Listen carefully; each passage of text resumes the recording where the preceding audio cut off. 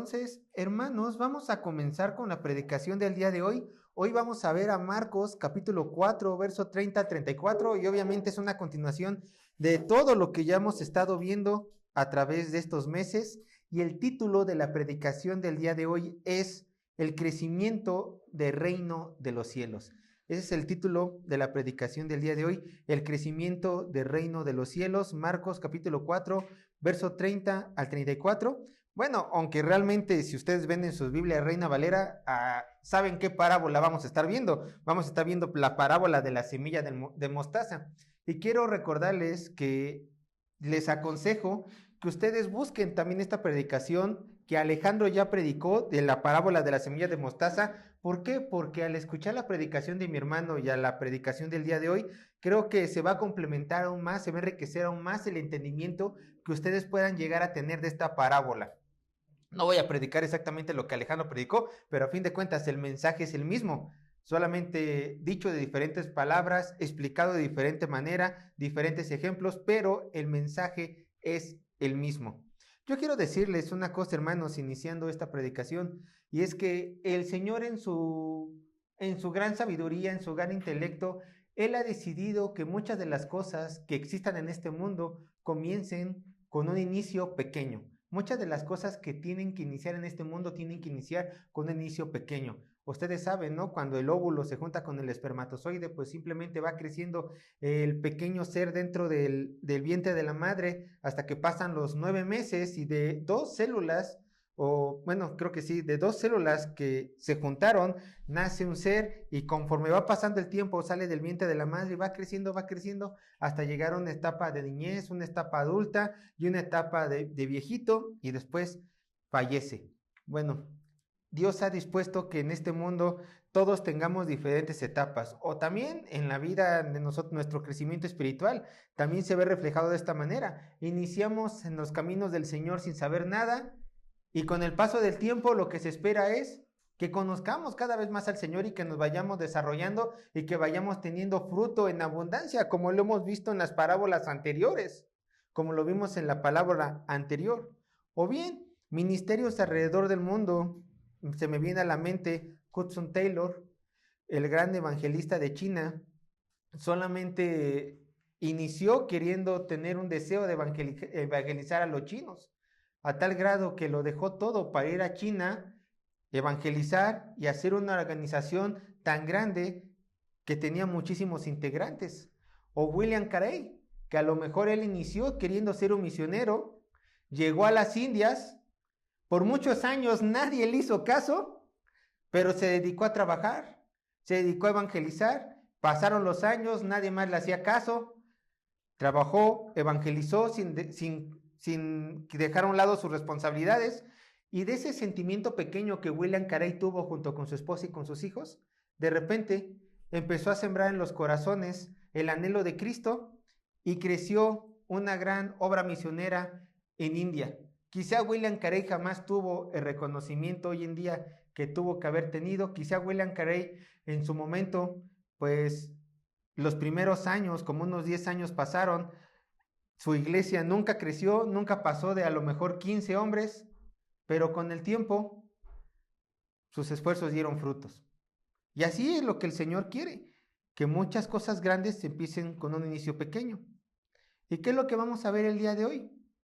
Veremos cómo el reino de Dios tiene un inicio pequeño, pero un gran final glorioso. Veremos cómo el reino de Dios tiene un inicio pequeño, pero un gran final glorioso y por supuesto grande. Vamos a leer el texto que vamos a estar analizando el día de hoy. Marcos capítulo 4, verso 30 al 34. Dice así la palabra de Dios. Marcos capítulo 4, verso 30 al 34. Y antes de que leamos el texto base, recuerden que para complemento, una vez más les digo, vean la parábola de la semilla de mostaza en la sección de la página de YouTube, parábolas, ahí va a estar predicada por Alejandro para complementar esta predicación. Entonces, dice así la palabra de Dios, Marcos 4, verso 30 al 34, dice así: decía también, ¿a qué haremos semejante reino de Dios? ¿O en qué parábola lo compararemos, es como el grano de mostaza, que cuando se siembra en tierra es la más pequeña de todas las semillas que hay en la tierra, pero después de sembrado crece y se hace la mayor de todas las hortalizas y echa grandes ramas, de tal manera que las aves del cielo pueden morar bajo su sombra. Verso 33. Con muchas parábolas como esta les hablaba la palabra, conforme a lo que podían oír, y sin parábolas no les hablaba, aunque a sus discípulos en particular les declaraba todo. Les presento rápidamente el bosquejo del día de hoy. Va a ser bien fácil si dividen 2 puntos. Punto número 1 del bosquejo: el reino de los cielos es comparable con una pequeña semilla. Así. Punto número 1 del bosquejo: el reino de los cielos es comparable con una pequeña semilla. Y en el contexto que estamos leyendo, obviamente, la pequeña semilla, la de mostaza, verso 30 al 32. Punto número 2 del bosquejo: un regalo a sus discípulos, verso 33 al 34. Punto número 2 del bosquejo: un regalo a sus discípulos, verso 33 y 34. Entonces, hermanos, vamos a pasar al punto número 1 del bosquejo. El reino de los cielos es comparable con una pequeña semilla, verso 30 al 32, y leamos el verso 30 para entrar a nuestro texto principal. Dice así la palabra de Dios, Marcos capítulo 4, verso 30. Decía también: ¿a qué haremos semejante reino de Dios? ¿O con qué parábola lo compararemos? Ahora, tengamos en cuenta que nuestro Maestro, o sea, nuestro Señor Jesucristo, le estaba mostrando a sus discípulos varias enseñanzas con respecto al reino de Dios, y de hecho todo el capítulo 4 se trata de esto, varias enseñanzas en forma de parábolas, mostrándole a sus discípulos, entre ellos los apóstoles, cómo era el reino de Dios.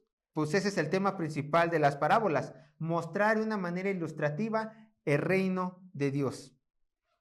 Entonces, no es de extrañarse que nuestro Señor Jesucristo usara las parábolas, porque de acuerdo a la tradición judía y de acuerdo también a la tradición, a la forma de enseñanza que nuestro Señor Jesucristo tenía, bueno, nuestro Señor constantemente enseñaba por forma de parábolas. Y así les enseñaba a sus discípulos, les enseñaba a sus oyentes y les enseñaba obviamente a toda la persona que quería estar escuchando, y nos enseña a través de su palabra hoy en día. ¿Y qué va a enseñar con las parábolas? Verdades espirituales. ¿A quién? ¿A quién? A su público objetivo en aquel entonces, al pueblo de Israel, al pueblo de Judá, y obviamente entre ellos toda persona que también estaba escuchando físicamente a nuestro Señor Jesucristo. Pero miren que antes de dar un ejemplo, nuestro Señor Jesucristo aquí se ve que reflexiona. Dice, a ver, ya les di varios ejemplos de cómo es el reino de los cielos. Esta es la última palabra, la parábola del capítulo. Entonces, noten cómo nuestro Señor Jesucristo va a reflexionar. ¿Cómo reflexiona? Pues haciéndose esta pregunta: ¿a qué haremos semejante reino de Dios? ¿O con qué parábola lo compararemos? Ya les di diferentes ejemplos de reino de Dios a mis discípulos, porque recuerden, está hablando por lo menos en el contexto de Marcos a sus discípulos. ¿Cómo lo compararemos? Y no quiero que nosotros pasemos por alto esto, hermanos. ¿Por qué? Porque noten cómo nuestro Señor Jesucristo toma por lo menos unos segundos para reflexionar y acomodar sus ideas. Bueno, a lo mejor nos pueden decir, ¿cómo que el Señor Jesucristo toma unos segundos para reflexionar? ¿Acaso Cristo no es Dios mismo? ¿Acaso Él no tiene todo en la mente? ¿Acaso Él no solamente piensa, habla y se hacen las cosas? Pues sí, Jesucristo es Dios mismo. Claro que en algún sentido divino Él no tendría que reflexionar como nosotros los humanos reflexionamos. Pero ¿qué creen? Aquí está hablando Cristo encarnado, la segunda persona de la Trinidad, hecho hombre. Entonces, este Jesús histórico, si lo quieren ver así, este Jesús real, igual que nosotros, era 100% hombre. Y eso jamás se nos tiene que olvidar. Jesucristo fue igual a nosotros mientras estuvo aquí en la tierra. Entonces, Jesucristo tuvo que ocupar todo su intelecto, humanamente hablando, para ser una comparación lo más fiel posible al reino de los cielos y transmitir lo más fiel posible las enseñanzas de su Padre a su audiencia objetivo. Jesucristo tuvo que usar su mente y de hecho todos los cristianos tenemos que usar nuestras mentes cada vez que hacemos cualquier actividad y cada vez que estudiamos la palabra de Dios. No es cosa de otro mundo. Pero lo que sí es cosa de otro mundo son las siguientes palabras. Nuestro Señor Jesucristo le estaba enseñando una verdad espiritual a sus discípulos como el Padre se la había enseñado a él. ¿Cómo sabemos esto? Porque vean lo que dice Juan 12:49. Evangelio de Juan, capítulo 12, verso 49.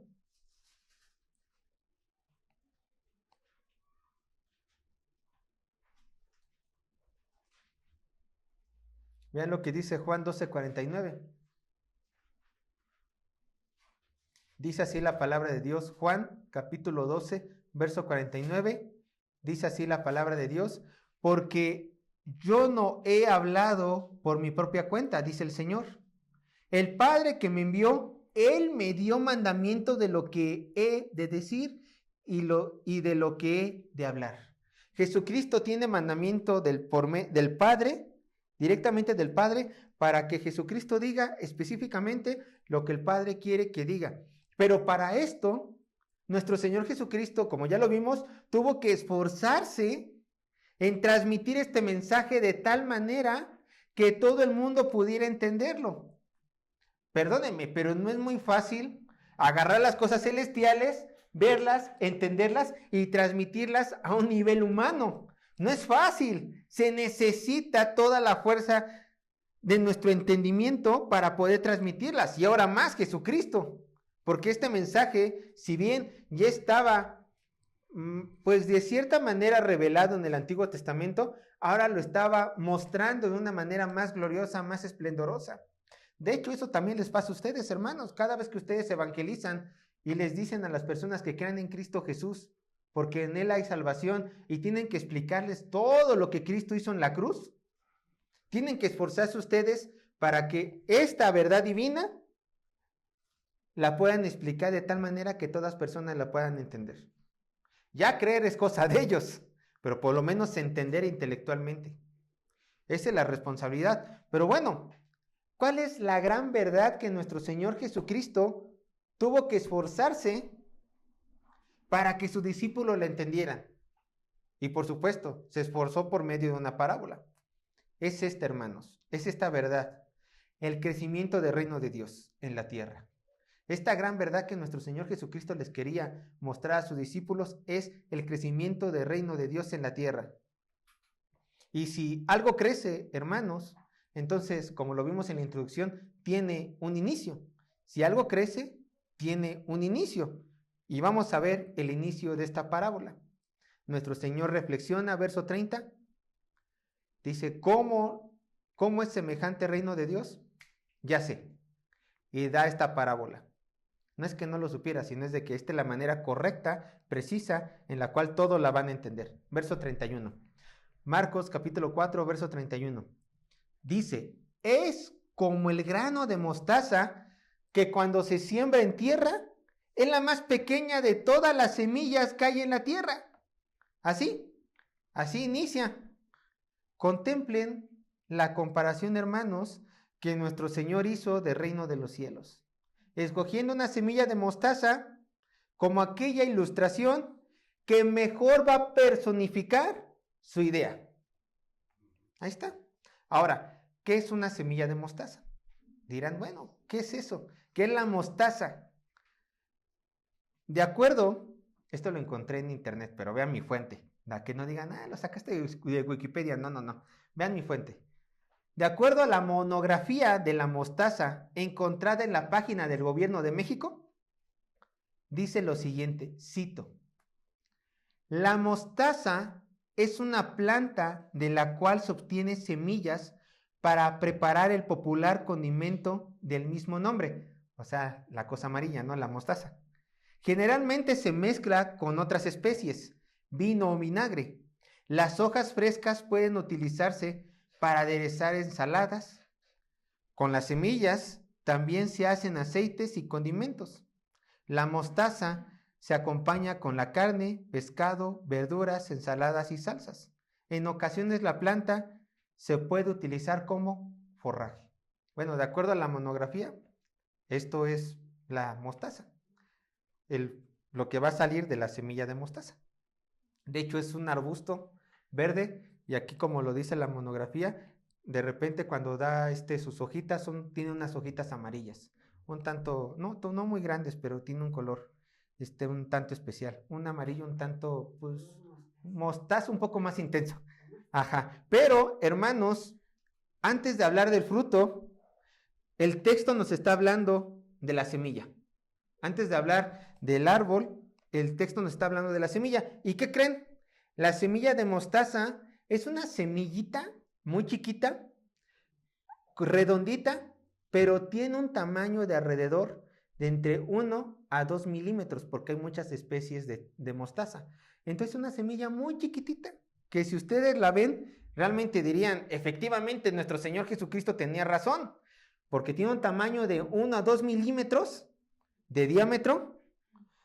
Entonces, es la más pequeña de todas las semillas de la tierra. Por cierto, les tengo que decir una cosa. Ustedes saben que este texto es muy citado por aquellas personas que quieren debatir la palabra de Dios, por aquellos no creyentes. ¿Por qué? Porque cuando ven este texto que dice, comparando a la semilla de mostaza, que dijo Jesús, es la más pequeña de todas las semillas, los no creyentes, los que odian a Dios, dicen, ¿lo ven? ¿Lo ven? La Biblia es falsa, ya que su Dios les mintió. No es verdad que la semilla de mostaza sea la más pequeña de las semillas en todo el mundo, en toda la tierra.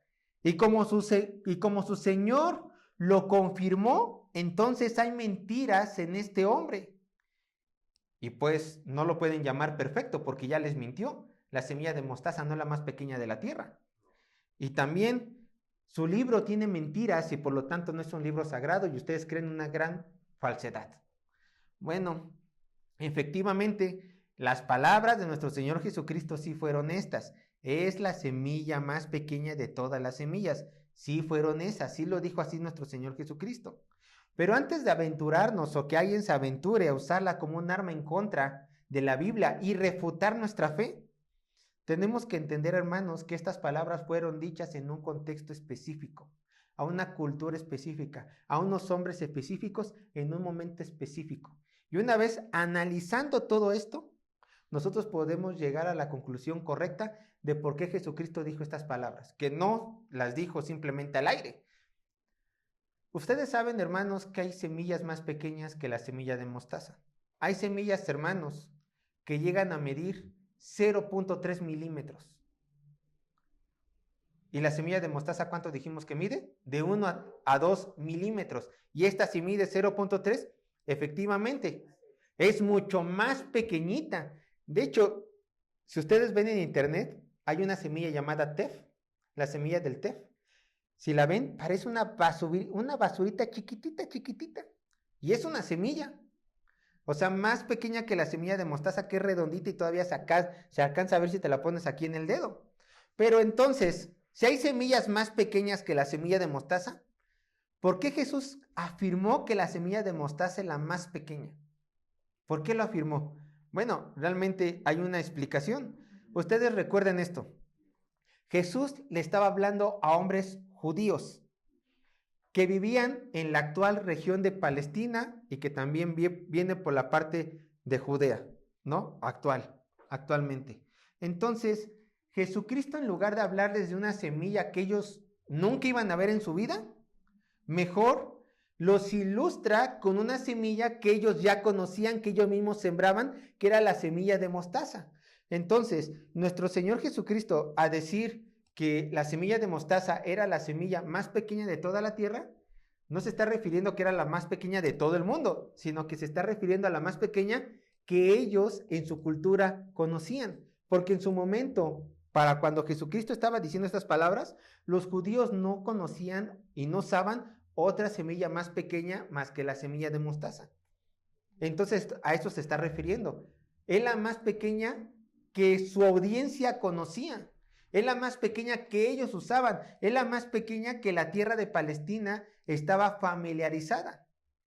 Así de simple. Entonces, ya refutamos lo que los opositores de Dios ocupan para refutar la palabra de Dios.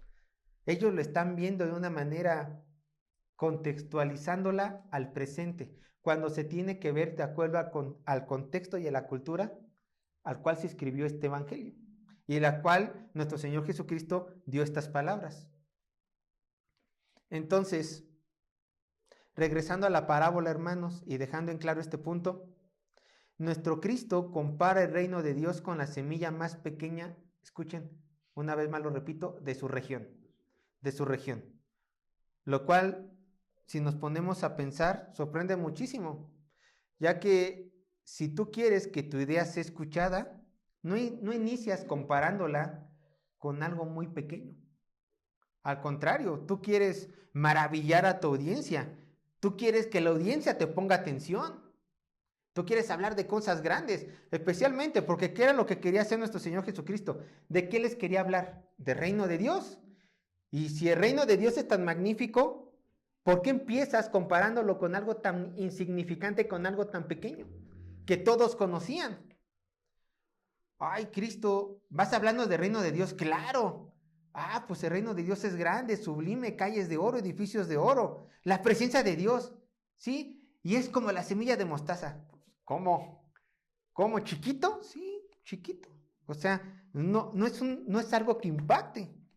Pero, hermanos, lejos de ponernos a criticar a nuestro Señor Jesucristo y decirle cómo sí tenía que hablarle a su audiencia, tenemos que tener algo en claro. Jesucristo era el hombre más sabio del mundo. Y era Dios mismo. Todo lo conoce, todo lo sabe. Entonces, tengamos en cuenta que Jesucristo sabía lo que hacía. Jesucristo sabía lo que hacía. Sabía que la parábola ilustraba perfectamente cómo el reino de Dios fue introducido en la tierra por medio de la llegada del Mesías. Es decir, por medio de una forma pequeña. Es más, quiero decirles una cosa, hermanos. Esta parábola describe perfectamente la forma en la cual el evangelio se esparciría alrededor del mundo y también de cómo el evangelio sería menospreciado por los hombres al ver lo insignificante que es este mensaje ante sus ojos. Es una realidad. Pero, ¿acaso no es esta la forma, hermanos, en la cual Dios actúa en este mundo? ¿No es por medio de cosas insignificantes que el Señor usa para que su nombre sea en un futuro más exaltado? Esta es la forma. Entonces, hermanos, vean la forma tan insignificante de cómo el reino de Dios es introducido a esta tierra. ¿Quién introdujo el reino de Dios a la tierra? Nuestro Señor Jesucristo. Vamos a hablar un poco de él. ¿Cómo vino el Salvador al mundo? ¿Cómo vino el Rey de Reyes, el Señor de Señores, el Alfa y Omega, el principio y el fin a este mundo? ¿Cómo llegó? Por medio de una virgen, no conocida, no con dinero, una virgen, que por cierto, su prometido la quería dejar cuando se enteró que estaba embarazada, ¿no? Que ya después un ángel habló con Jesús y le dijo, no, esto es obra de Dios, no la dejes. Ella jamás te deshonró y jamás deshonró su propio cuerpo. Ella jamás pecó. Bueno, así fue. Pero lejos de haber nacido nuestro Señor Jesucristo en un gran palacio como tenía que haber nacido, sabemos que para Dios todo lo que está en este mundo no es digno, pero por lo menos entendemos que lo mejor que podamos, que tengamos, hay que dárselo. Pues Jesucristo, en lugar de crecer en un palacio rodeado de sirvientes, sirvientas, de oro, de lujos, ¿dónde decidió nacer? ¿Dónde el consejo de Dios decidió que la segunda persona de la Trinidad naciera? Bueno, si nuestra tradición es correcta, porque recuerden, el texto no lo dice, si nuestra tradición es correcta, nuestro Señor Jesucristo nació en un establo. Puede ser.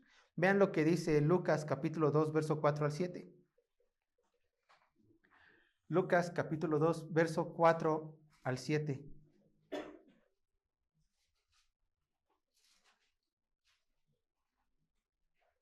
Lucas capítulo 2, verso 4 al 7. Dice así la palabra de Dios. Y José, o sea, ya el esposo de María, y José subió de Galilea de la ciudad de Nazaret a Judea, a la ciudad de David, que se llama Belén, por cuanto era de la casa y familia de David, para ser empadronado con María su mujer, desposada con él, la cual estaba encinta. Y aconteció que estando ellos allí, se cumplieron los días de su alumbramiento, y dio a luz a su hijo primogénito, y lo envolvió en pañales y lo acostó en un pesebre, porque no había lugar para ellos en el mesón. O sea, el mesón era como un hotel, un lugar donde los viajeros iban y se acostaban, un lugar de paso para descansar. No había lugar como en las películas. Entonces, ¿dónde fueron? El texto nunca dice dónde dio a luz, pero sí dice dónde recostaron a Cristo, en un pesebre. ¿Qué es un pesebre? Es como una charola larga donde comían los animales. No es de madera, sino que aquel entonces acostumbraba tallarla en piedra. Y probablemente, si fue en un granero como nosotros hoy lo conocemos, pues a lo mejor también fue en una cueva cercana, porque en aquel entonces ocupaban las cuevas para meter a los animales. O sea, en un establo. Jesucristo muy probablemente nació en un establo. Entonces, el primer contacto que tuvo nuestro Señor Jesucristo fue con animales. ¿Qué inicio más pequeño? Sus papás y sus animales. Nadie más vio el nacimiento de nuestro Señor Jesucristo. Nadie más lo contempló. Y si Él es el encargado de traer el reino de Dios a la tierra, pues fue un inicio muy pequeño. Y a lo mejor diremos, bueno, con el paso del tiempo irá mejorando esto, ¿no? A lo mejor con el paso del tiempo, después de su nacimiento, pues alguien más reconocerá esa grandeza. Bueno, si nos vamos a las Escrituras, es verdad. Lo que nosotros conocemos como Reyes Magos, realmente no tienen el título de reyes. Se le conoce como magos o sabios, ¿de quién? Del Oriente. No sabemos si eran 3. No sabemos cuántos eran. Nada más sabemos que eran varios, porque dicen los magos, hablan plural. Y más de 2 ya son plural. Entonces, estos magos, es verdad, estos sabios del Oriente, guiados por una estrella, fueron y reconocieron al Mesías, al Salvador, y le dieron regalos. Pero lejos de estos, que por cierto no eran judíos, ¿eran qué? ¿Gentiles?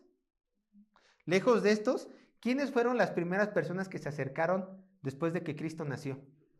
Los pastores. ¿Saben qué era ser un pastor en tiempo de Jesús? Era ser lo más menospreciado de los menospreciados. Siempre sucio, siempre maloliente. Era de las clases más bajas en tiempo de Jesús. Y estas personas lo vieron y le adoraron. Entonces, creo que la situación iba mejorando, ¿verdad? Oye, pues tiene un inicio pequeño y la gente más menospreciada, junto con gentiles, aunque se nota que eran de dinero, pero gentiles, ¿lo van a ver? Pues creo que la cosa no va mejorando, ¿verdad?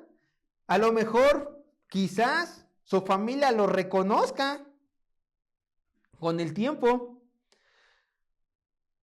Pues quizás sí, quizás no. Uno dirá, bueno, va creciendo nuestro Señor Jesucristo, su ministerio empieza a los 30 años, predica, a lo mejor pues este reino de Dios que Él lo trajo, pues va a ir creciendo, ¿verdad? Pues no, vean lo que dice Lucas 4, 17 al 22. Lucas 4, 17 al 22. Uno diría, bueno, lo primero lo vieron los animales, lo vieron unos gentiles, lo vieron la gente más menospreciada que eran pastores. Bueno, quizá cuando crezca, pues, esta pequeña semilla, pues, ya dé fruto, ya no lo menosprecien. Pues vamos a ver cómo lo trataron sus vecinos y sus conocidos y amigos. Lucas 4, 17 al 22, dice así la palabra de Dios. Dice, y se le dio el libro del profeta Isaías, y habiendo abierto el libro, aquí estaba estaba en su tierra natal y estaba predicando en una sinagoga. Recuerden, ese es el contexto. Estaba en Nazaret. Y se le dio el libro del profeta Isaías, y habiendo abierto el libro, halló el lugar donde estaba escrito: el Espíritu del Señor está sobre mí, por cuanto me ha ungido para dar buenas nuevas a los pobres, me ha enviado a sanar a los quebrantados de corazón, a pregonar libertad a los cautivos y vista a los ciegos, a poner en libertad a los oprimidos, a predicar el año agradable del Señor. Y enrollando el libro, lo dio al ministro y se sentó, y los ojos de todos en la sinagoga estaban fijos en él. Y comenzó a decirles: Hoy se ha cumplido esta escritura delante de vosotros. Escuchen. Y todos daban buen testimonio de él y estaban maravillados de las palabras de gracia que salían de su boca y decían, ¿no es este el hijo de José? Bueno, Jesús, hablas bien, pero tú no eres hijo de un carpintero. Lo siguen menospreciando. Pero tú no eres el hijo de un carpintero. ¿De dónde aprendiste todas esas buenas palabras? Y después, ¿qué creen? Cuando dice que se ha cumplido en él las escrituras, ¿qué quieren hacer con él? Lo quieren matar. Aquellas personas que dijeron, oh, qué maravillosa palabra. Después, tu palabra es muy dura, te queremos matar. Bueno, uno dirá, quizás todo esto va a mejorar con su familia, ¿verdad? Pues María y José tuvieron hijos. Quizás entre ellos había una buena armonía en familia, lo reconocían como el Mesías. Pues no, vayan conmigo a Juan 7, 2 al 5.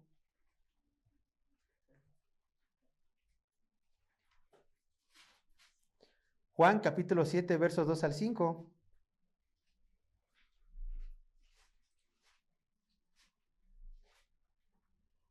Juan capítulo 7, versos 2 al 5, dice así la palabra de Dios.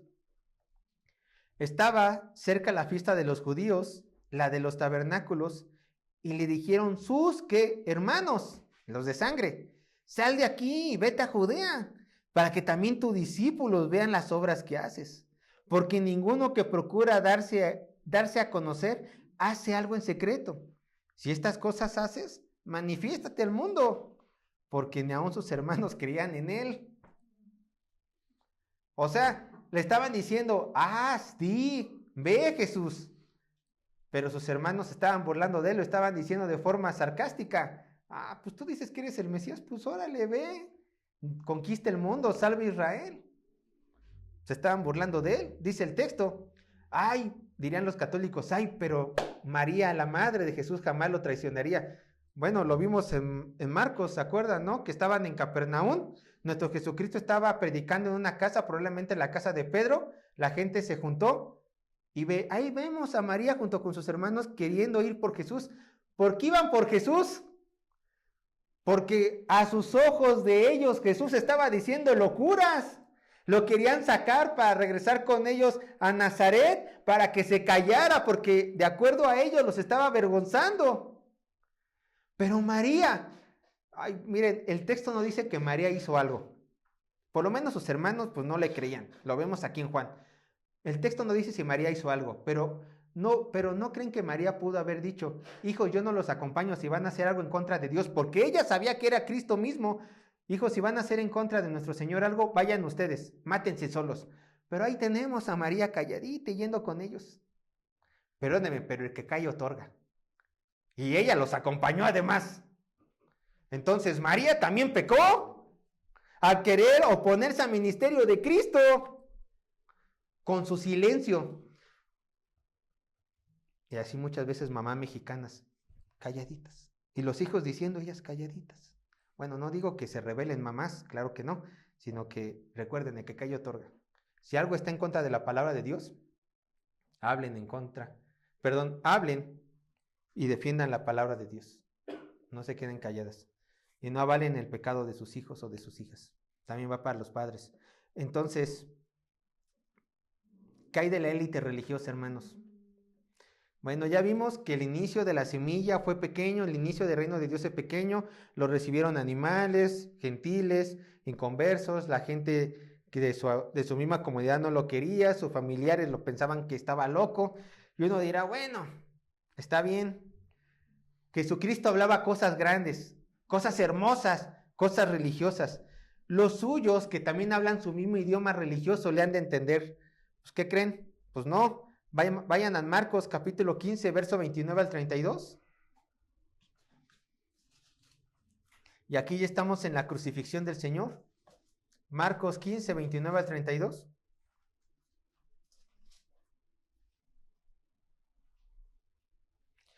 Marcos 15, 29 al 32 dice, recuerden, ya estamos en la crucifixión del Señor. Jesucristo ya está crucificado. Vean lo que dicen de él. Y los que pasaban le injuriaban, meneaban la cabeza diciendo, tú que derribas el templo y en 3 días lo reedificas, sálvate a ti mismo y desciende de la cruz. De esta manera también, escuchan, los principales sacerdotes, escarneciendo, se decían unos a otros con los escribas: a otros salvó y a sí mismo no se puede salvar. El Cristo, Rey de Israel, descienda ahora de la cruz para que veamos y creamos. También los que estaban crucificados con él le injuriaban. Los sacerdotes, los escribas, la élite religiosa, tampoco creía que Cristo era el Señor, tampoco creía su mensaje. Al contrario, ¿por qué lo querían matar y por qué lo mataron? ¿Por qué lo entregaron a los a los romanos para que le dieran muerte de cruz? Porque le tenían envidia. Entonces, ¿qué pasó con este inicio del evangelio? ¿Cómo terminó? Aparentemente, pues matando, muriendo la semilla que iba a dar a luz el mensaje del reino de Dios, matando al Cristo. Un inicio pequeño para la religión cristiana, un inicio pequeño para la creencia cristiana, que nuestro Señor haya muerto a la cruz solamente a 3 años de haber iniciado su ministerio. Un inicio pequeño. Algunos podrán decir, bueno, menospreciaron al maestro, pero ¿qué pasó con los discípulos? Bueno, vamos a ver qué pasó con sus discípulos, aquellos que se iban a encargar de compartir el mensaje del reino de Dios. Después de que nuestro Jesucristo ascendió a los cielos, los discípulos fueron bautizados por el Espíritu Santo, por el Señor Espíritu Santo, y Pedro, lleno del poder de Dios, sale, predica, ¿y qué le dijeron? Yo lo leo. Hechos 2, capítulo 2 y 13, le dicen esto. Y estaban todos atónitos y perplejos, diciéndose unos a otros, ¿qué quiere decir esto? Porque Pedro estaba predicando. Mas otros, burlándose, decían, están llenos de mosto, están llenos de tonterías, están borrachos. Y de hecho eso es lo que pensaban, porque versículos después Pedro tuvo que defenderse diciendo, no estamos borrachos. Entonces, el inicio de la semilla del reino de Dios pequeña, inició menospreciando a Cristo, matando a Cristo, continúa menospreciando a los apóstoles. ¿Y cómo terminan los apóstoles? Bueno, igual que su maestro, el apóstol Jacobo, hermano de Juan, murió a espada. Esteban, el encargado de servir mesas y que le conoce también como el evangelista, le apedrearon hasta morir por predicar el evangelio.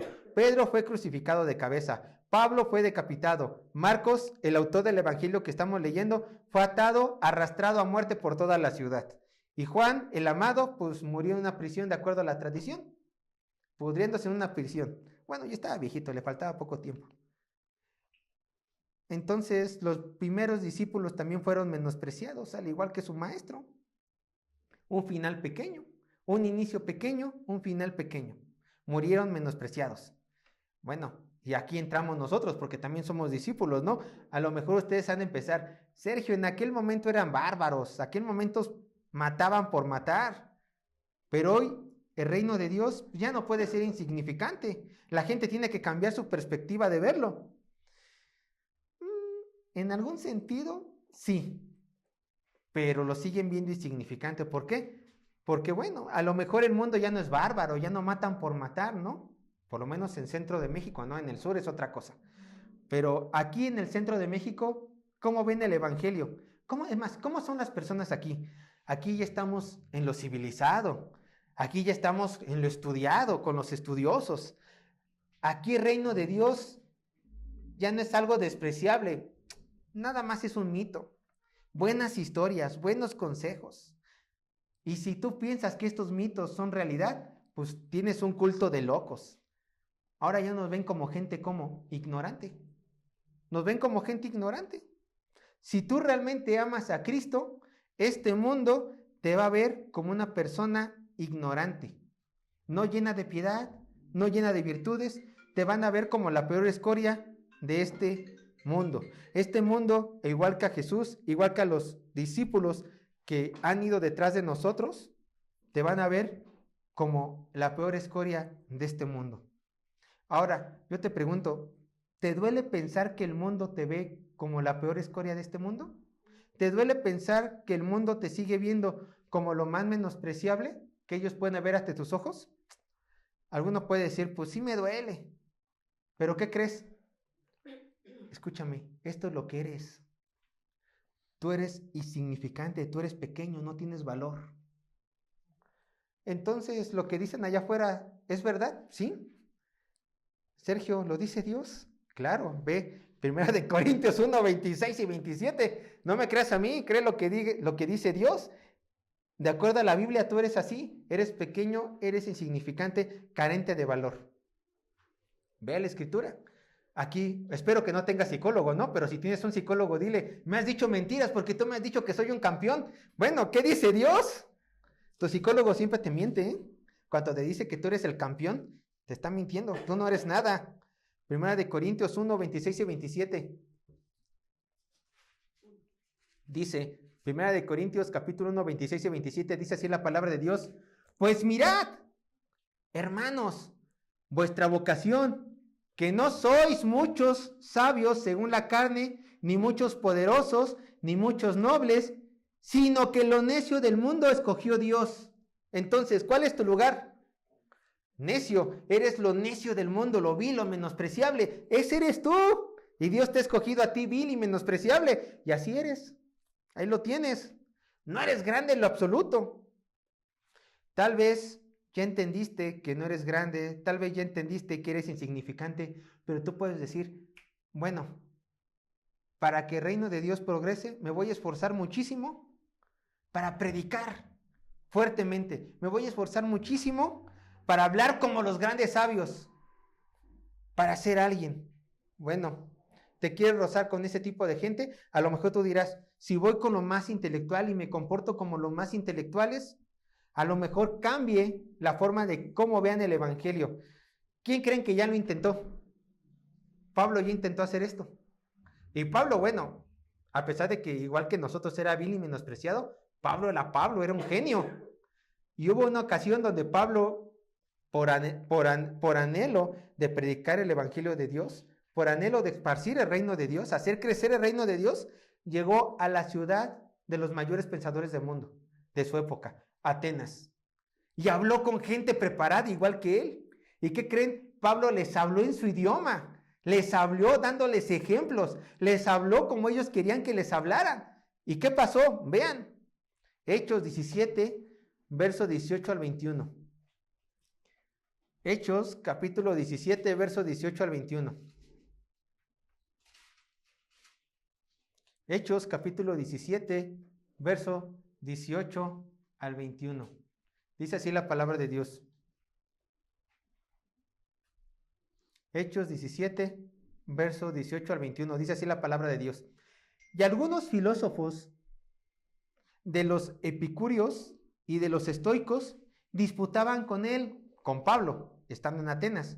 Y unos decían, ¿qué querrá decir este palabrero? Y otros, parece que es predicador de nuevos dioses, porque les predicaba el evangelio de Jesús y de la resurrección, y tomándole, le trajeron al Areópago, diciendo, ¿podremos saber qué es esta nueva enseñanza? ¿De qué hablas? Pues traes a nuestros oídos cosas extrañas.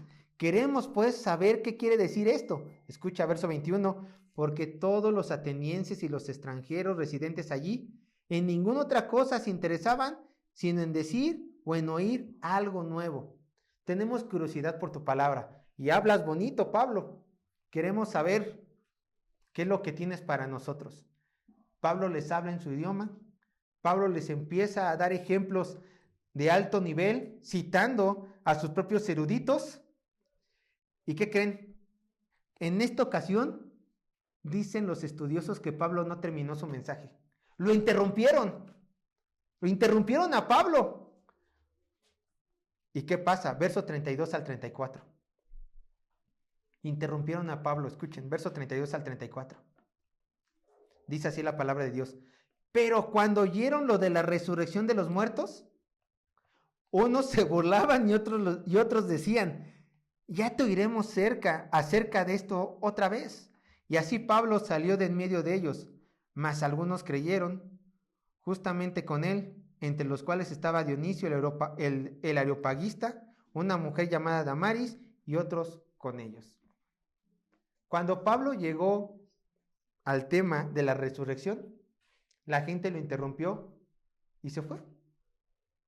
De hecho, dicen muchos que después de este mensaje, Pablo ya no trató de seguir hablando intelectualmente con los intelectuales, sino que él escribe ya que él tiene un único propósito, ¿cuál? Predicar el evangelio y punto. Porque dice, ya no me van a volver a interrumpir. El mensaje es tan glorioso que tiene que ser predicado. Entonces, los eruditos, aunque hables como ellos, ¿cómo van a seguir viendo el mensaje de Dios? Pequeño, insignificante, te van a interrumpir. Tú eres pequeño igual que tu mensaje, eres pequeño igual que los que te anteceden, eres pequeño igual que aquel que trajo el reino de Dios, igual que tu Cristo que murió en una cruz. Eres pequeño. ¿Y qué creen? Volvemos a lo mismo. Cristo sabía que el mensaje de Dios iba a nacer pequeño, insignificante ante los ojos del mundo. Pero no se preocupen. Si Dios es experto en hacer algo, es hacer crecer lo pequeño. ¿Cómo continúa la parábola? Marcos, capítulo 4, verso 32. ¿Cómo continúa la parábola de la semilla de mostaza? Marcos, capítulo 4, verso 32. Déjenme decirles, hermanos, que la semilla no se queda pequeña, crece y da fruto. Verso 32. Pero después de sembrado, crece y se hace la mayor de todas las hortalizas, echa grandes ramas, de tal manera que las aves del cielo pueden morar bajo su sombra. Hermanos,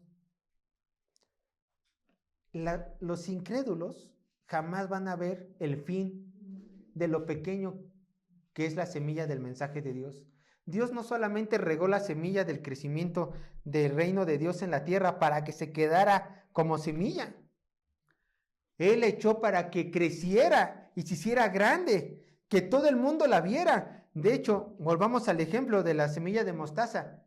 ¿Cuánto mide una semilla de mostaza? 1 a 2 milímetros. ¿Saben que cuando llega a crecer, cuánto llega a medir la mostaza? Entre 3 a 6 metros.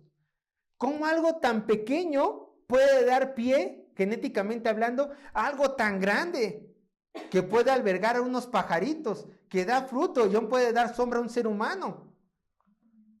Escúcheme, eso solamente es obra de Dios. ¿Cómo el mensaje tan insignificante del evangelio que todos menosprecian, de algo tan pequeño pueden hacer algo tan hermoso? Eso es trabajo de Dios. ¿Cómo continúa el crecimiento de la semilla? ¿Cómo Dios hizo que creciera? Era necesario que Cristo muriera. Era necesario que Cristo fuera menospreciado por su pueblo. ¿Para qué? Para que también los gentiles pudiéramos entrar.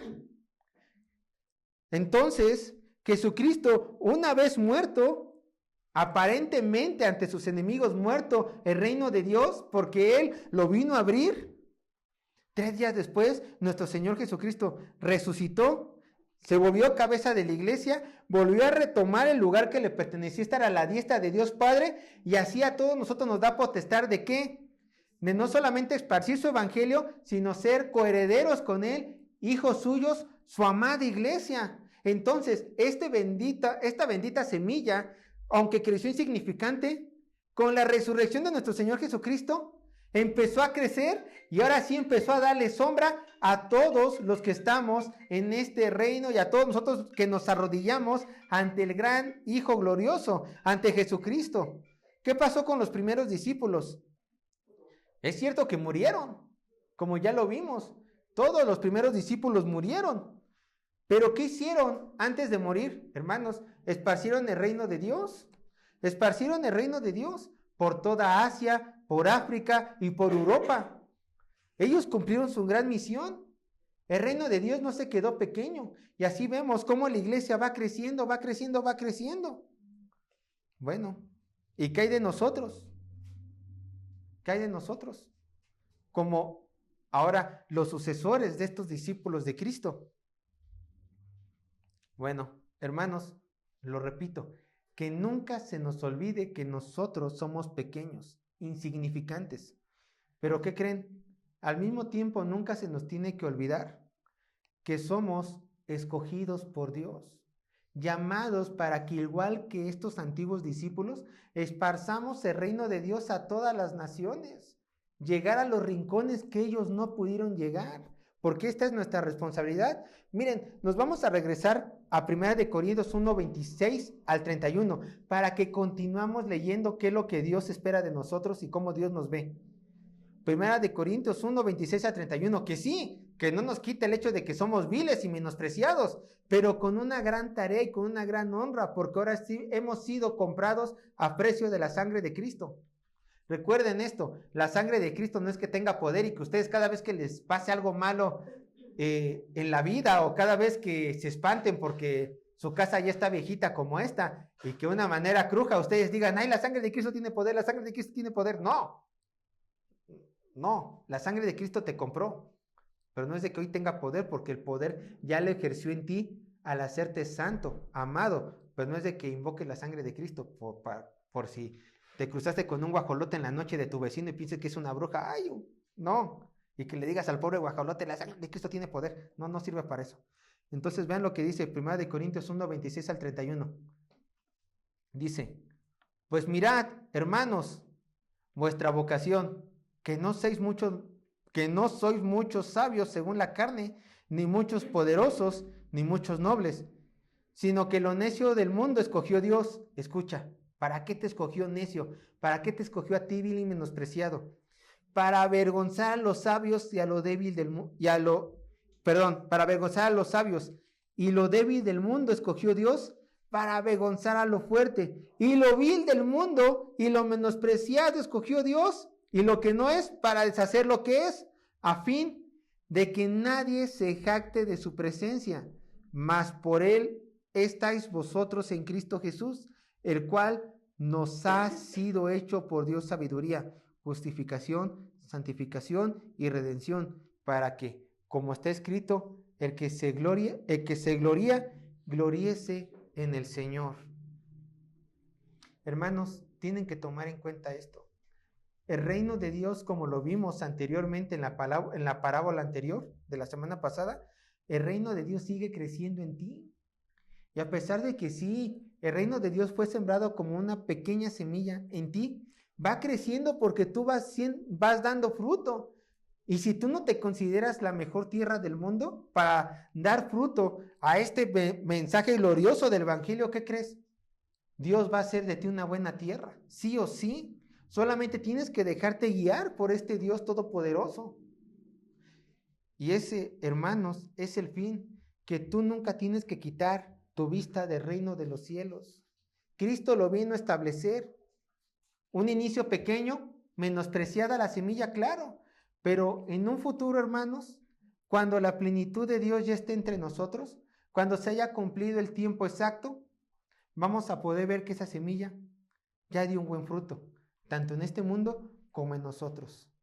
Y hermanos, para terminar solamente, Marcos capítulo 4, versos 33 y 34, que aquí Marcos nos da una explicación de por qué Jesucristo hablaba en parábolas. Dice, Marcos capítulo 4, 33 a 34, dice, con muchas parábolas como estas les hablaba la palabra, conforme a lo que podían oír, y sin parábolas no les hablaba, porque a sus discípulos en particular les declaraba todo. Antes de pasar a la última parte del verso 34, tengo que decirles una cosa, hermanos. Jesucristo hablaba en parábolas por dos razones. Una ya la vimos. Era porque esta era la forma de enseñanza de los judíos. Los judíos solían hablar en parábolas. Era su forma de enseñanza. Ellos tenían que meditar en lo que ellos escuchaban de sus líderes cuando les hablaban en parábolas. A lo mejor a nosotros se nos es difícil, pero ellos ya estaban ejercitados en esta forma de enseñanza. Pero también había una segunda razón. Había un juicio de Dios para sus vidas. Porque ellos no querían escuchar la palabra de Dios, Jesucristo les hablaba en parábolas por los siguientes. Yo lo leo, Lucas 8:10. Y él dijo, a vosotros es dado conocer los misterios del reino de Dios, pero a los otros por parábolas, escucha, para que viendo no vean y oyendo no entiendan, para que ellos tengan el reino de Dios enfrente de ellos y ellos lo sigan viendo insignificante, para que no lo tomen, porque ese es su juicio. Y para que Dios les abra la mente y puedan entender esto y tengan interés aquellas personas que yo he escogido. Entonces, hermanos, lo que se le negó a unos en el pasado, a nosotros se nos es dado con manos llenas. ¿Por qué? dice el verso 34, y sin parábola no les hablaba, aunque a sus discípulos, ¿qué hacía? En particular, les daba, les declaraba todo. Hermano, hay algo que por medio del Espíritu Santo y de entrega real al entendimiento no podamos entender en la palabra de Dios. Es muy poco lo que nos está velado, es muy poco lo que todavía sigue siendo un misterio. Con excepción de Apocalipsis y unos libros que hablan del futuro, todo mensaje de Dios, toda parábola, ya tenemos su interpretación.